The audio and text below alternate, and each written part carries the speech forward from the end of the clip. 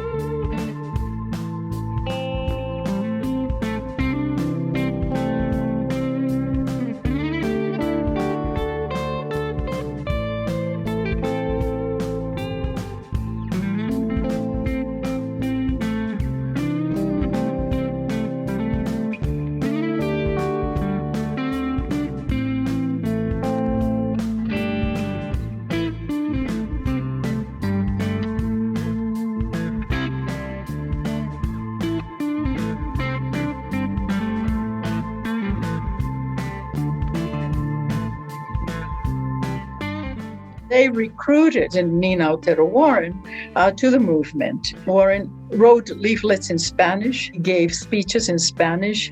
They drew the Hispanic population to the rallies, write the letters, go and speak to them, activate, educate the women in the community about why suffrage would be important to them. So she had a very important role. Without her effort, maybe women wouldn't have had the vote here in New Mexico until much later.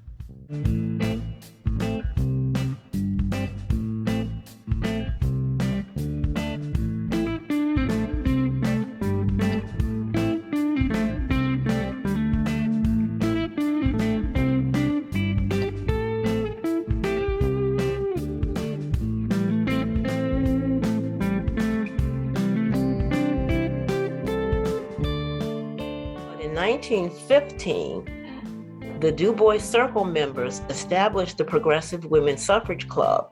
They held rallies and they made presentations educating women about the importance of voting and the nature of the voting process. They wanted the entire African American community to have equity and for there to be full citizenship for the entire community. So they saw voting rights for both Black men and Black women as a first step for full citizenship.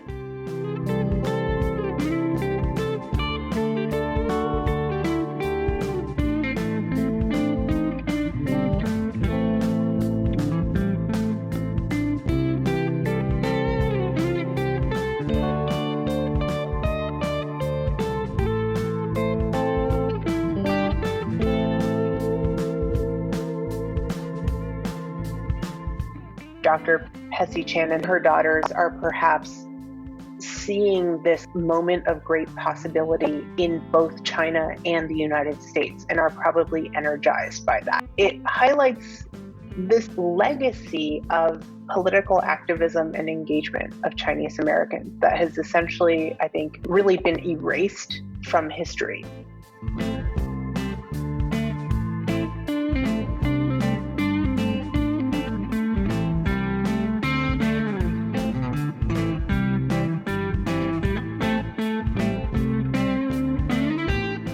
In an interview that was held with her in 1935, she related the story of getting up well before dawn, boarding a stage that had no seats available, and sitting on a beer keg, riding for 11 miles in dark, getting off the stage, walking for 1 mile to solicit the efforts of one person's support.